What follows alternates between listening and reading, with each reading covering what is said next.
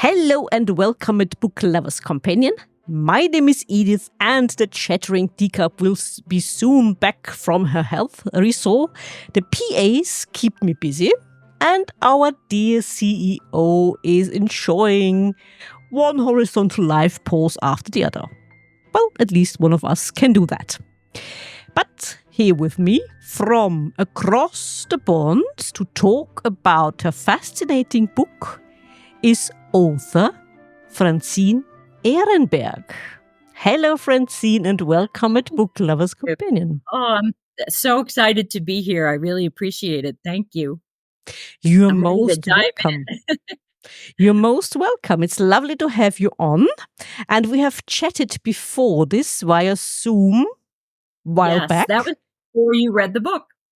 True. Yeah, indeed. And I read the book, and like I said, before we came on and before I started recording, the end surprised me, but I do not want to give too much away. I leave it up to you how much or how little you want to share with our listeners. So I'd say we dive right in and you tell our listeners a bit about the book, America's Candidate. Yes. Well, in terms of what kind of sort of genre it is, the book has a lot of aspects to it. It's a murder, it's a suspense thriller. There's a political aspect to it. It's a drama. So there's a lot of different elements to the book. It doesn't necessarily fall in any one category.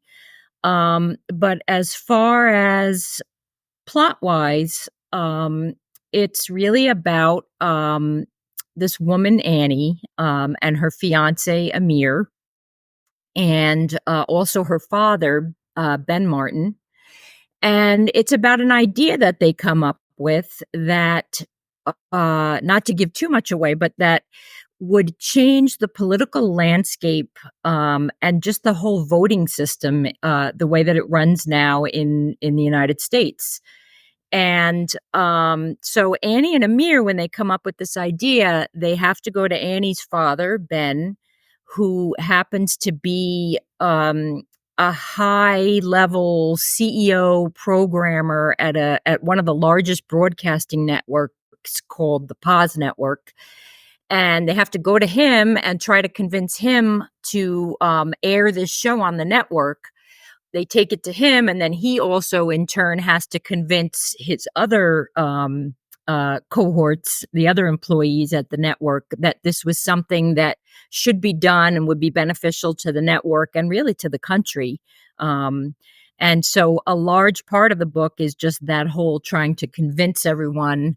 And then the show subsequently gets produced, and the fascinating thing about the book is sort of one of these, it's almost a cautionary tale, because it shows what could happen if something like this were to occur in the country, if the voting system were changed. It's almost be careful what you wish for in some sense.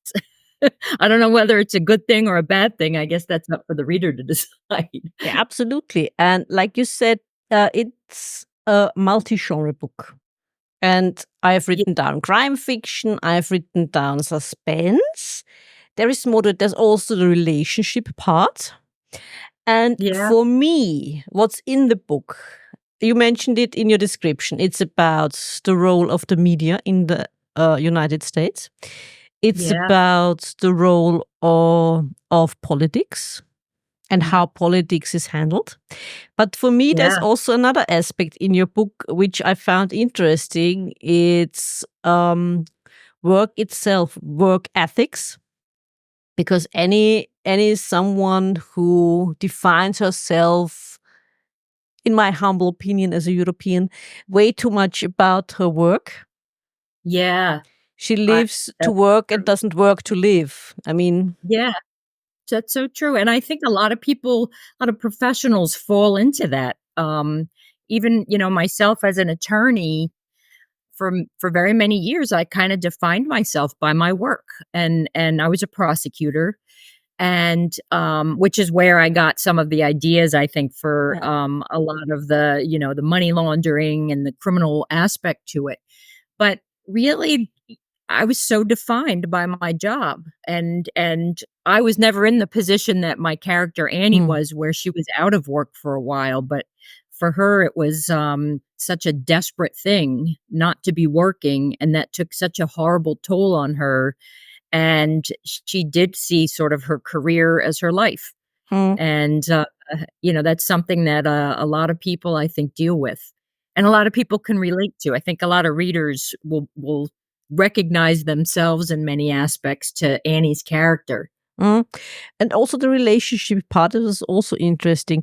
But let me ask you, this whole idea for this book, you said you're a prosecutor, you're an attorney, a lawyer, but when took the idea for this book root? Because now it's out since April 2024. Here it says on Amazon. So when was it that it took root? This idea to write a book about the role of the media and the role media can play within politics.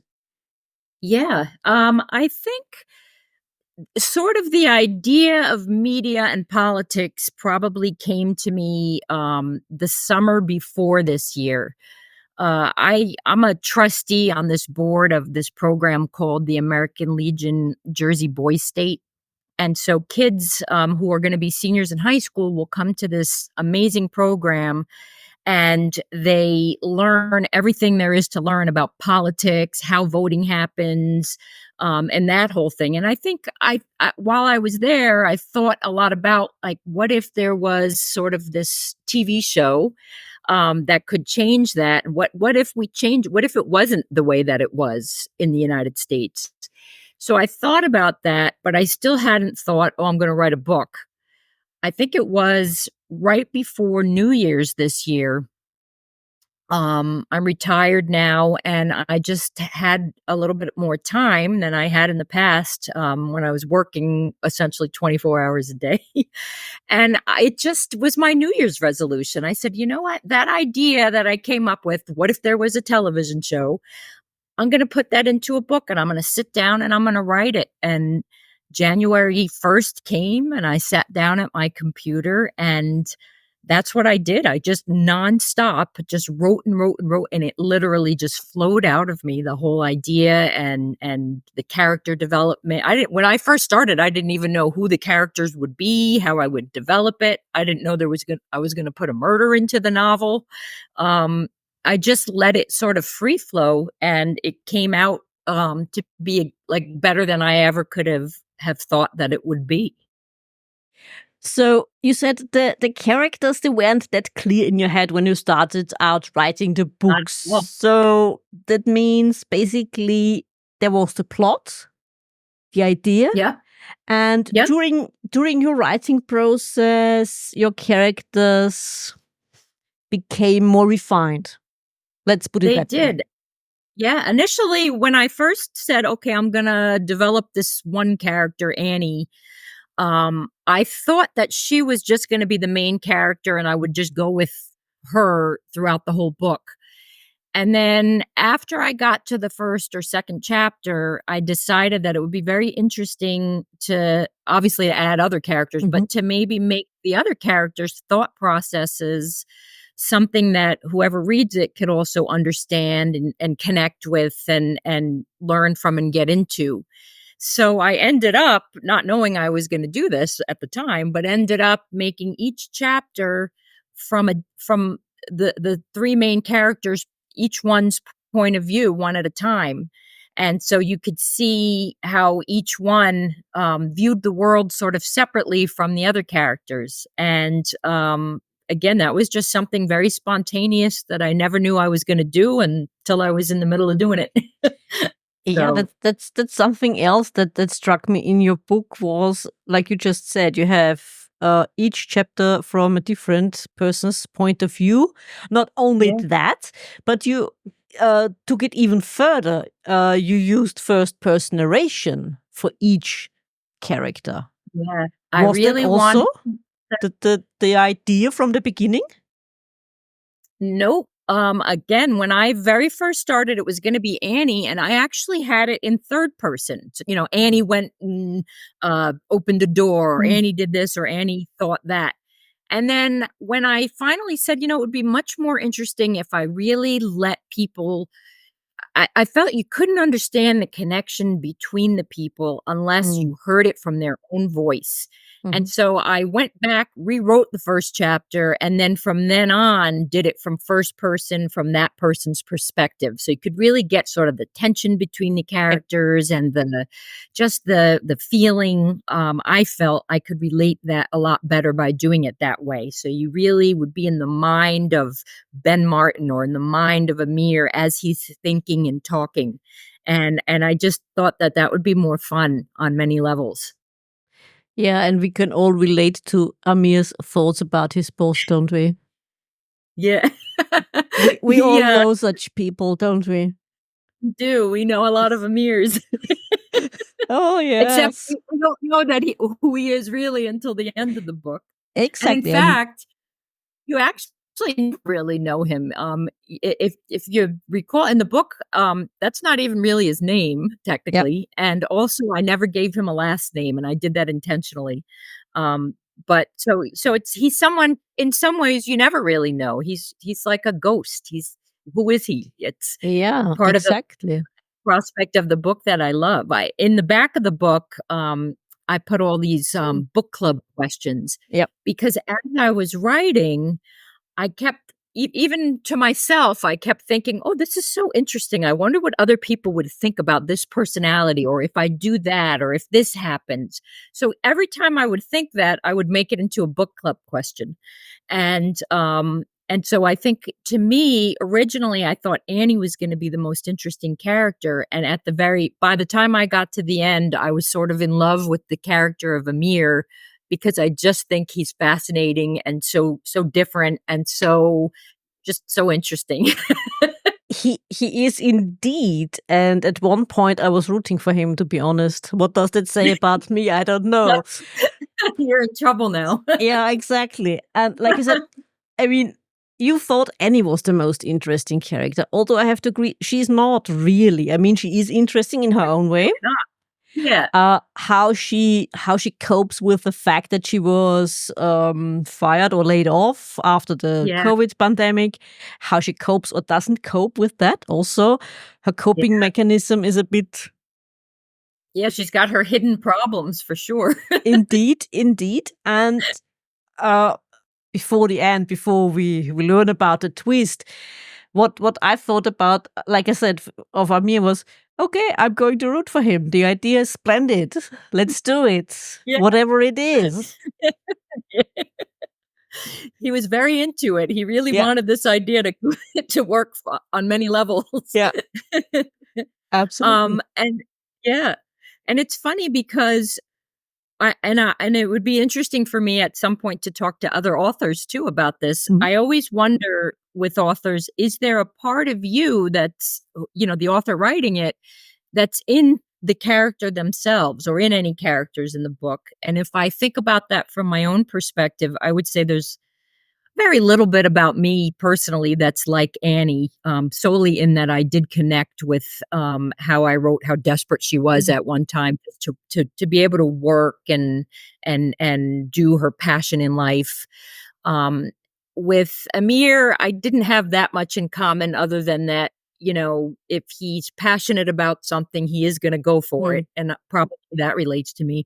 But the person that I really see myself most as, just personality wise, in the way that he speaks, in how I would handle situations, is actually the character of Ben Martin. Mhm. That is really like how I would talk, how I would have concern for my kids and want their well being and do whatever I could to help them, and how I would interact with my coworkers and employees. And when a bad situation happens, sort of taking that leadership role and making sure Yeah, everyone's okay.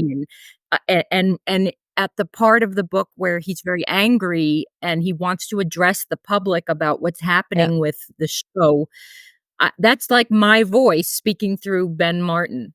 And so he's the character, if there is one character that really I connect with the most and that I feel really is my personality, Mhm. it's Ben Martin. But Yeah, in he's yeah, I absolutely agree. He's an intrinsically nice guy, actually, despite the fact yeah, that he's that high up in the hierarchy of the network.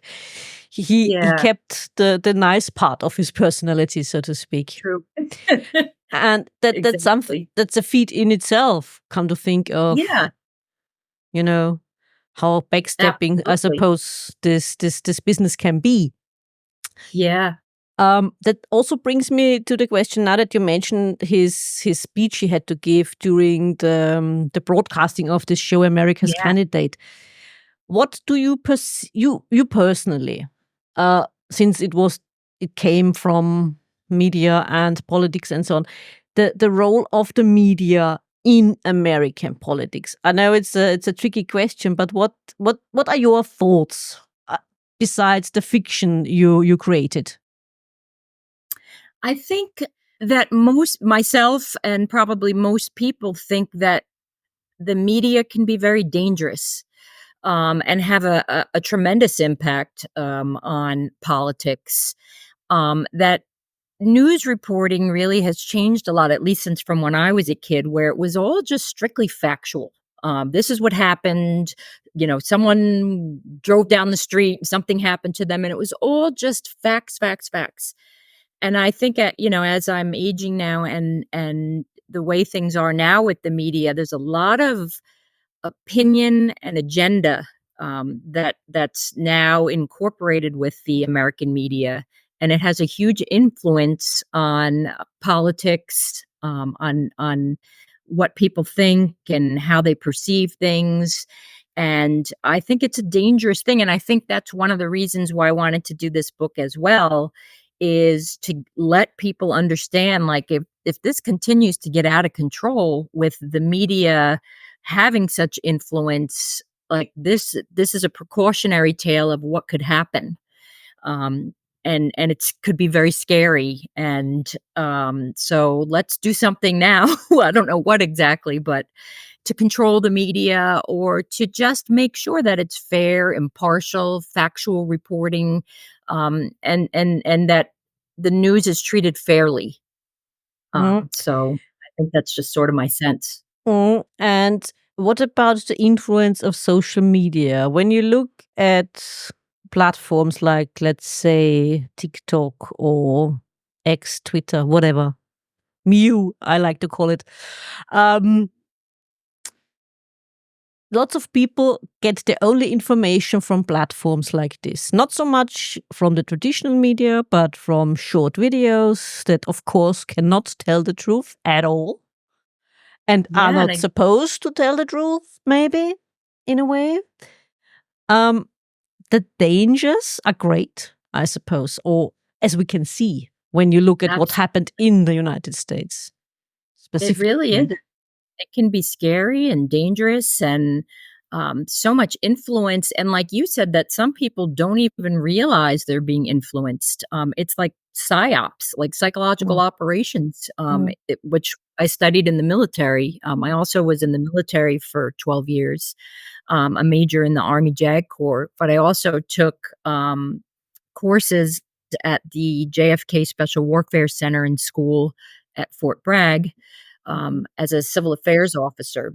So I traveled, around, and we did humanitarian mm, assistance and disaster relief. But one of the things that we also learned a lot about was psyops, psychological operations, and how you can influence people, and how people don't necessarily even realize they're being influenced. And I think that social media and, the news and, many different platforms, has that impact on people that they don't even necessarily know they're being targeted and influenced. And I think if people could wake up to that a little more, you could still listen to those things, but you have, sort of in your mind, you know what to look for, and you know not to necessarily take things at face value. So it's just important that people understand that aspect of it. Because I don't know if you'll ever be able to influence mm. there's so much economics behind, the media.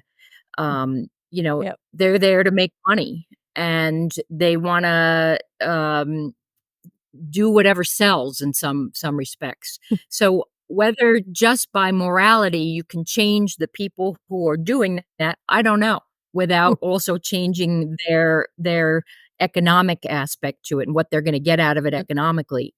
But if you wake people up to what's happening, then it won't have as much effect and influence. People know they're being, influenced by, the media. Mm, So, yeah. Especially like we said, sorry, social media. yeah, That absolutely. It's huge that these days. that's why I only follow cat content. I don't blame you. No, It's not only safer that way. yeah, not Yeah, only just cat content, but also authors and publishers yeah, and so on. But certainly not politicians and political parties.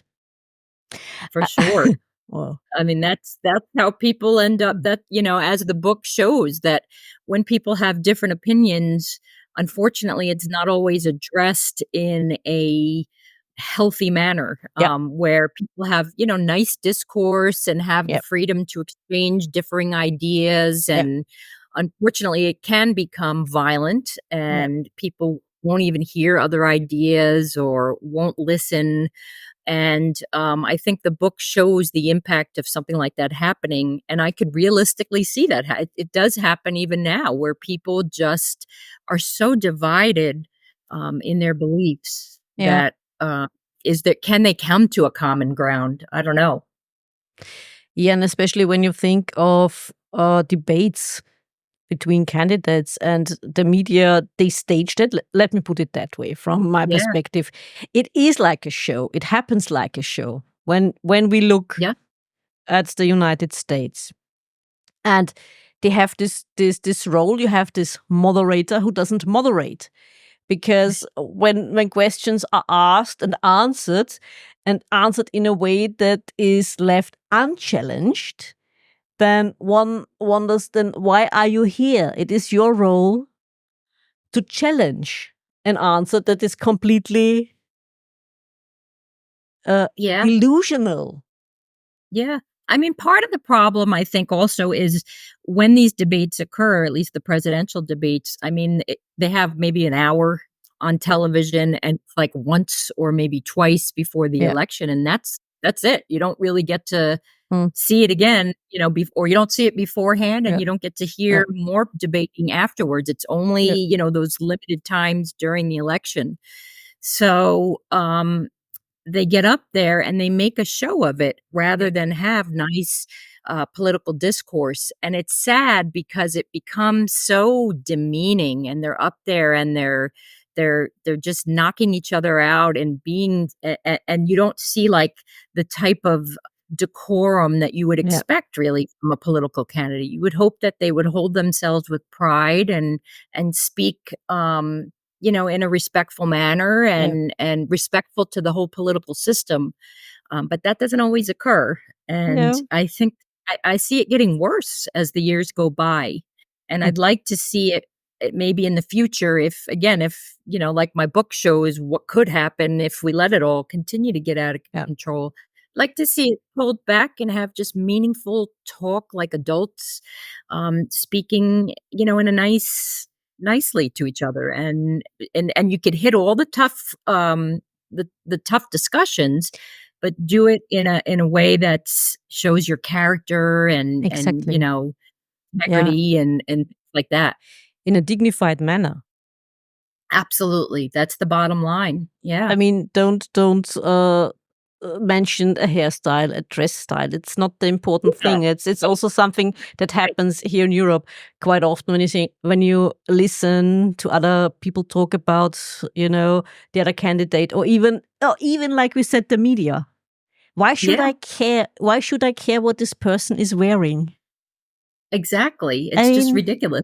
serious. Yeah, What let's what talk is about he what's or good for the she? country and how Yeah, we're going to yeah, solve problems and issues, exactly. and not talk about just the ridiculous things that make people feel heated and angry. Yeah.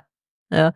And what about this whole political system in the United States? Because this is a main point where the story focus on and where this whole idea of American candidate is rested on. We have to change something. We have to change something because the system doesn't work for everybody. You have to be Right. rich to be part of the system, maybe even to change something. What can you tell us about that?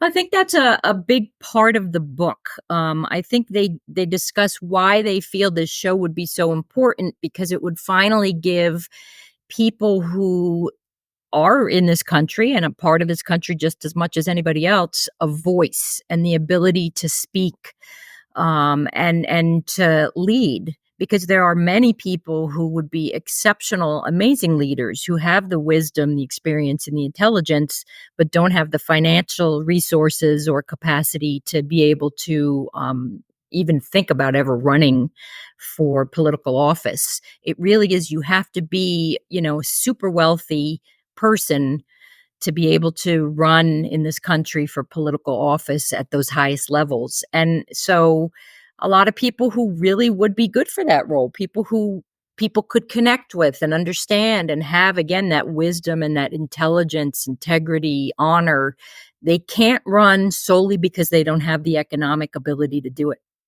So I think the book addresses that was why Yeah. I thought the show could be so great. Yeah. If there was a show like that, anyone who could come and Yeah. America could see everyone and compete and see really who would be the best for the country. Absolutely. Um, but But it's unfortunately, it doesn't necessarily work out that well in the book. it But it's a does great not. idea. But Yeah, whether if the public could use it in a way it was meant to have been used, it would have been a absolutely. great thing. Yeah, I absolutely agree. But there's also the question of the whole voting system. It's not only the question of the candidates in the United States. And that's something we, the teacup and I, and most of the people here in Europe can't wrap our mind around the system of you vote for the president, you have this public vote, you know, and then you have this electoral college, Yeah. whatever how you pronounce it, and that's in the end what decides who is the next president of the United States. I mean, Yeah. he or she is not really in the end voted into office by the public. Well, that's a controversial thing. I mean, there's probably a division within the country of people who feel we should go with the popular vote versus people who feel that no, this is the way that we should be doing it by this electoral college. So it's really split as to opinions as to Mhm. which way we should move forward, or which way what is fair and what is correct. I really focused more on the who should be allowed, Yeah, I think within the book, yeah, than sort of the figuring out, mm, should we change that yeah, aspect of the system as well? It was mm, more like I just thought that people would want other people because it the criticism often is that you have these two candidates, a Democrat or Republican, mm, who end up being the two final in the end, and how they were chosen and how they got there, and a lot of people are never happy with just those two choices, but mm, that was it. You had a very few select people you could yeah, choose from that was going to be your candidate to run, whether you're Democrat yeah, or Republican or independent. And so the book really addressed that, giving more of an opportunity to people who never would have been seen in the past or given a chance in the past mm, to be able to have some influence and be able to be a leader of the country. mm, I don't know if that will ever change. I mean, I don't know if you could take the mm. economics and how much money you need to do these things out of the equation, unless you get a billionaire network who will be willing to do this. But other than that, Mhm. I don't know. I mean, interesting. You don't have to be a millionaire in Austria to become president, Yeah, but or chancellor for that. I mean, true. I mean, you don't that's necessarily have to be, but it require to run these yeah, campaigns. I mean, yeah, we're all it's just a fortune. Yeah. Yeah. And yeah, I mean, like you said, the idea, I found it interesting and fascinating, and it could have worked. Then we are yeah, back to the role of the media, although from your book, I didn't get the impression that the broadcasting network, although they are, of course, interested again in the money and its economics, and, they yeah, still do not use it in a way that it is meant to stir up unrest. yeah. I don't know if I That's a when I side wrote it, product. yeah, I think that was a byproduct of what the network did. I think that, Ben Martin, especially if he really is me in male form, would never have wanted something like that to happen. I Yeah, mean, he wanted to probably, yeah, in his eyes, he thought this would be a really good thing for the country. yeah, And he thought that he'd be doing a real service and something that could benefit yeah. everyone. And I don't think he anticipated, until maybe it was too late, the damage that this could potentially do if it wasn't really used the right way. Mm, Unfortunately, it ended up dividing people even more mm, than it did before they had that system, and created more divisiveness and more conflict among people. yeah. Um, and so that was problematic. Was Lionel, his boss, more clear-sighted in this regard? I think so. I think, Lionel did not think that this show should go forward, and I think he understood the implications Yeah. that, um, it's not necessarily gonna be a good thing. Like, your intentions could be great, but it may not work out that way, and so it's more dangerous to go forward with something like this than it would be to not do it. And I think Lionel and 2 others in that group also would have voted that way. But ultimately, as we know, Mhm. they did vote to make the show, and, what happened happened Yeah, as a true. And I always wonder when I talk to authors who write about not only crime fiction, but also put in the political aspect of things in their books. Also, another guest of mine, he was also a prosecutor.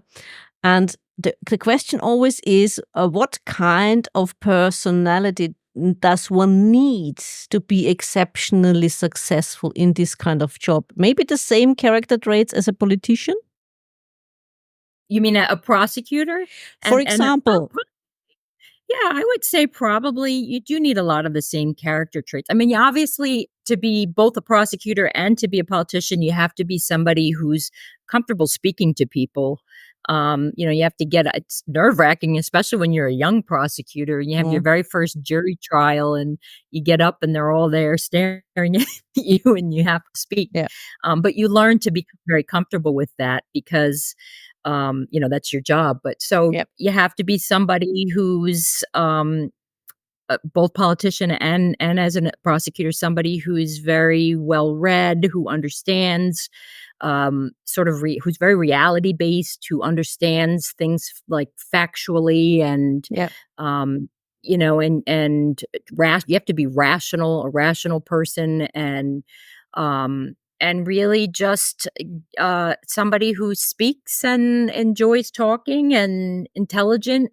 And I think those are very similar qualities that you would want both in a politician and in a prosecutor, and somebody with the heart, who has the desire and the heart and the passion. Hopefully, you hope politicians really are there because they want to do good. They care about the country. They care about what's good for Yeah. people and for, solving problems and solutions. And they have that honor within them that has nothing to do with trying to gain money and economics and stuff. It's really supposed to be your civic Mhm. duty. Mhm. And you should be a good person who's doing this for other people, selfless service. Y And that's what you Yeah. wanna see both in your prosecutors and in your politicians, but unfortunately, we don't always see. Yeah, true. But is there also, when we put also CEOs into the mix, Is there also a certain amount of ruthlessness required? Yes, there can be. I mean, you have to be willing to do the job until you get the job done, and unfortunately, that can be harsh at times. That can be a tricky way to you face moral battles at times, and you face sticky Mm, situations as a prosecutor, and even when I used to be a defense attorney, there as well, of situations and things that occur and happen that are difficult to deal with, and you just have to always, I mean, if you want to do it the yeah, right way, you just always have to do the right thing instead of, even if it's harder than the easier wrong thing. It's very easy to fall into, oh, I want to win at all costs, but it's not really about that. It should be about justice and just doing the right thing and working hard. And you hope that yeah, those are the qualities that will come through, instead of the ruthlessness. But there is a level of, at least you got to be a fighter. uh, You have to be willing to fight for the principles and the ideals of what your job yeah. entails. Amir does have a certain amount of ruthlessness, doesn't he? Oh, yes, he does. He sure does. And it's not something you really understand, I think, until you get to the Yeah, very end. yeah. And I don't wanna give anything away, but, No, no. Amir, yeah, he is, I think, not who he really seems to be from the beginning of the book. Yeah. But you have to question, even at the end, he does say, there's a line that I used in the book that Mhm. comes from Amir, and it's, "The enemy of one country is the hero of another country." And I Mm, think there's a lot of truth to that. You're asking people to be a hero to your country and do mm, whatever it takes, and that yeah, makes you the enemy of another country. yeah. But if you were to look at Amir maybe from the perspective of whatever country he comes from, I don't know how they would view him. How would Mm, they see what he sacrificed or what he did or what he gave in order to help his people? So mm. that's another book club question. That's, Eh, I love to hear people's thoughts on it, on different ways and views that you can look at some of these characters, because yeah, it true. none of them are one-sided. There's so many aspects to them and so many levels of their thought process and their actions, that you don't have to necessarily see someone, or one of these characters, as any one narrow way. Yeah, yeah. True. I mean, how would you say in the end, where does it leave Annie as a character in your book? I think we're ripe for a sequel. Mhm. I've So many people have said, "You gotta do a sequel, I can't just not know what happens." Yeah, I think, who knows? Annie could go so many different ways. exactly, I right. think it's gonna be up to me as an author to sort of decide, if I choose to do a sequel, what's gonna I actually, in my mind, have ideas for 3 separate books. I thought it would be interesting to even do a prequel. Like, how did Amir Mhm. get to where he Yeah, met Annie in the first place? What was his life before, and how yeah. did he get there? And then I thought, obviously, a sequel where we find out what happens to Annie and Amir subsequently, and then even another book down the road, what happens to their twins? Mm. Yep, Where how do they end up in yep, life, and what happens to them as adults? And yep, there's so many, just so many ideas that are running through my head, yep. and so many ways I could go with this and things I could do. And I'm also interested in what would happen with the characters of Devon and Calypso, two Yeah, other characters. indeed, indeed, indeed. And that's what I thought when I finished the book. I thought, okay, next book, when is it coming? I know, I have not even started yet. We're in the process of doing college applications for my son, so Uh, things are busy. But I really want to, and so many people who've read it are so enthusiastic about it. It makes me really happy. I have a real sense of pride over that, and a lot of people are like, "You have to get this into a movie, make this into a movie," which I have no control over. So, Yeah. if anyone wants to make a movie, I'd love that. But as far as a sequel, yeah, I do intend to do one. I just don't know when I'm gonna do it. Well, movie or TV show, Yeah, Netflix and Amazon and Apple TV, if you're listening. give me a call. Yes, indeed. Let's And yeah, talk. I fully agree. And having spoken about all the aspects of your book, let me ask you this. How fictional is this fiction of yours? Good question. I mean, again, as I said, it's sort of a precautionary tale. It hasn't happened yet, but we could be getting there. It could be someday somebody could read back on that and have it not be a fiction at all. That it, it could be a nonfiction reality. What really happens and occurs in the book. As of now, it is completely fictional. Other than there's one aspect to the book where I talk about a certain money laundering scheme that occurred at the hedge fund firm where Amir was working. And that's based on a conglomeration of a few cases that I really, in reality, worked on. So that part of it really isn't necessarily fiction, but the characters are all figments of my imagination. They're all fiction, and there is no show yet on TV or anywhere that I know of that candidates can run, and a network will use its money to help a specific candidate that's chosen by America. So as of now, it's fiction, but stay tuned. Oh, yeah, but it should be, shouldn't it? I mean, Yeah, if it can uh, be done right, it would be just amazing. It yeah, would make so many changes in this country that a lot of yeah, people would like to see, that it yeah, I could can imagine. really change things for the better if used the right way. So Yeah. we'll see. Yeah, I absolutely agree. I mean, Francine, you've talked a little bit about this writing process of yours, which I suppose quite a few authors are envious of. How fast and how easy it flowed for you, this getting Really. this idea on the paper. Um, but there was also a lot of editing involved. Like you said, you started out with third person narration, then you changed it into first person narration. Um, what about keeping track of all the threads in your novel? Do you have any advice or tips on that? How you can make that happen? Do not get lost in the plot. Yeah, I don't know if I have tips because I don't think that I did this the way most authors do this. I think a lot of authors have an outline and they kind of work off of an outline, and they um have an idea for what Mhm. they want to do, and they'll write that part and then maybe come back to other parts. And for me it was just total stream of consciousness, really. I had no outline, no idea really what I was doing, and it just flowed out of me. And I don't think I could give advice because I don't know how to make that happen for somebody else. I just was writing and it flowed from me, and I felt almost inspired in some ways.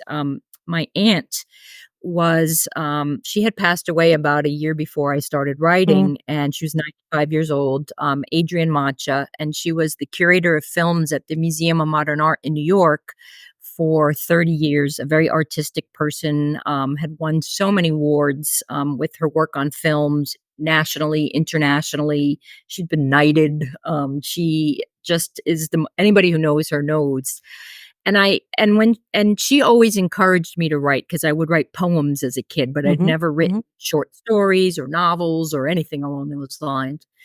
But after she passed, that was also an inspiration for me sort of to write, because I knew it always brought my little poems and stuff brought her pleasure, and she loved my writing. And so I kind of almost felt her presence almost in a weird way. Um, I'm not a religious person, but I felt her presence. And I feel like that sort of was with me and sort of helped me through the book writing process. Mhm. Um, but it just, once you're inspired, I guess if there was a piece of advice, it would be, once you're inspired, sit down and do it. Don't procrastinate. Just sit down and really just Yep. get started. Start typing, feel it right from your heart. Imagine yourself in that situation and just Mhm. go. Yeah. And I think that was how I did it. Yeah. She tried so hard. And what did she wrong? She became a lawyer, the girl. Good Lord. Right. Originally, I wanted to be a psychologist when I was in college, and then at the last minute, I'm like, "Oh, I guess I'll go to law school." Just changed my mind and Oh. went in that instead. And what about the writing community? Because a lot of authors often point out how important it is for them in their writing process, in getting things right and getting feedback for what they have written, even during the process of writing. How was it for you? I never asked while I was writing, I didn't show it to anybody, didn't Hmm. talk about it with anybody. I wanted it sort of to be my little secret, because it was still a secret even unto myself, because I didn't know what I would write until I was sitting down writing it. Mm. So as I progressed, I just did not want to tell anybody. I didn't want to discuss the idea of the show. I didn't want to talk about anything. I wanted to just focus, get it done, and Yeah. have a book in my hand and be able to say, wow, this is mine and I did this myself. And so I never did talk with other writers. I never did speak with friends or family about it. I just sat down and did it. Um, the Hmm. hard part is really now, because I want so many people to read this. I feel like the people I know who have read it have loved it, and they want more. But I feel like no one knows the book Yep. exists even, and I'm not a marketing person. I don't know how to do the whole marketing aspect of it, and so that's my fear, is that it's just, there's a lot of amazing, wonderful novels out there, but nobody knows they exist. And it's almost like being president. There's a lot of people out there Yep. who could be president, Yep. but nobody knows they exist. And it's the same thing with the book. I- Until people spread the word or True. something, somehow, I don't True. know, Especially if you are self-published or independently published, it's hard. it's tough. And It's tough. yeah, I mean, speaking from the reader's point of view, I mean, if there weren't so many independent authors who have reached out to our podcast, I would have never, ever read their books because I wouldn't have found them. What do They you do know? not pop Yeah, up in your search history, or you absolutely. Yeah. you do not even get uh, something from Amazon in this regard. We always get Yeah, the same things, and again that I know. yeah, Yeah, cookie cutter books. yeah, And that was one of the things for me. I don't wanna write the same book everybody else wrote, and the same yeah, style and the exact same plot. Because yeah, when you're a reader, especially somebody like me, like, I love suspense novels. I love to be grabbed and not know what's gonna happen and have a twist. And you read so many of them, at some point, you almost can figure these things out in advance, and then yeah. it's not suspenseful and it's not twisty for you. So I felt like it was really important that I really wanted to do something completely out of the box, completely different, and that would take people by surprise. And hopefully, I achieved that. Oh I yes. like to Oh think, yes. Oh yeah, yes. Definitely. yeah. Yeah. So, But it's a tough world out there for writers. yeah. When I finished this book, also, I thought about, oh, maybe I should, look into getting a literary agent or sending it Mm, to a publishing house or something. But there's all these, I don't even know how to do that. Like, it's a huge process to do that, and a waiting game from yeah. the little that I do know about it. You send out these sort of queries and these letters, and then you just sit and wait and hope somebody Yeah. responds. And I didn't want to do that. Like, I sat down, I wrote this thing, and it meant so much to me to have it out there finally. And so I just said, I'm going to self-publish. And again, unfortunately, the trade-off is no one knows it exists, but it's still a great feeling to be like, I have my book in my hand and I wrote this and Yes. it's my work, and I did this. Yes. It's a great feeling. And now even more people will know about this because that's the Thank you. beauty. That's the beauty of social media when you Mhm. tell them, read this book and listen to the author, what he or she has to say. And you have given me an idea for another discussion, which you will be on, of course, a Oh my panel God, yes, discussion. I would love that. Anytime, my pleasure. I have Yes. so enjoyed chatting with you. It's been wonderful. I'm not done yet. I have one more question because Yes, please. you have probably heard that before, and you are probably annoyed when I ask it, but I have to ask. You said you were the JAG Corps. Yes. And of course, yes, dear listeners, yes, even I fall in the trap. I have to, because I did watch this show. What did they get right in this show? You mean the show in the movie, the JAG Yeah, movie? the TV show, Few the Companions? TV. Oh, honestly, I watched the movie because Ah, the movie A Few Good Men, which really kind of highlighted what the JAG Corps even was to people, okay. came out the year that I actually joined the Army JAG Ah, Corps. But I never watched the show. okay. I couldn't even I watched the movie. I can recite you to the point of being annoying. I could recite almost every line from the movie. I eat breakfast. I could do all that, the Jack Nicholson lines and everything. Okay. But I didn't really watch the show, and I think Mm, it's just I was just either deployed somewhere or I was okay. just busy doing whatever the Army had me doing at the time, and just never got around to watching the TV show. Okay. No, so then tell me, what did the movie get right? All right. The movie got kind of in some ways, the courtroom aspect of it right, Mm, that you're in okay. there and you're sort of fighting and, you're especially because in the Army, I was a trial defense attorney. So I wasn't prosecuting cases, which is what I did after the Army. During the time that I was in the Mm, Army, I was defending the soldiers who defend our okay. country. Okay. And they would be charged with everything that you would in the civilian world: Mm, rapes, robberies, murders, financial crime, whatever could yeah. happen in civilian world also could happen Yeah. within the military.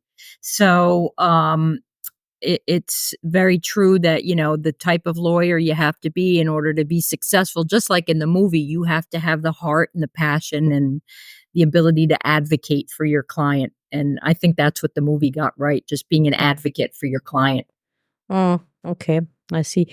We have talked, coming back to your books, of course, we have talked about maybe hopefully there is a sequel, and I hopefully hope there is a prequel. Are these the plans for the nearer future? they're definitely the plans for the future. Whether I'll make it another New Year's resolution and start, right after the New Year's. But I have to say honestly, with the things that are on my plate right Mm, now, I doubt that I'll get to it before the New Year. But I do hope that like starting in January, I'll get started writing again. And I don't know whether I'll do a prequel first or the sequel. I don't know. mm, We'll have to see. mm. Either Probably. way, But either way, it something. absolutely, and it will be absolutely intriguing to read. Even I wanna know what's gonna happen because I haven't See, thought about it yet, there you but have it. yeah. Now you have to.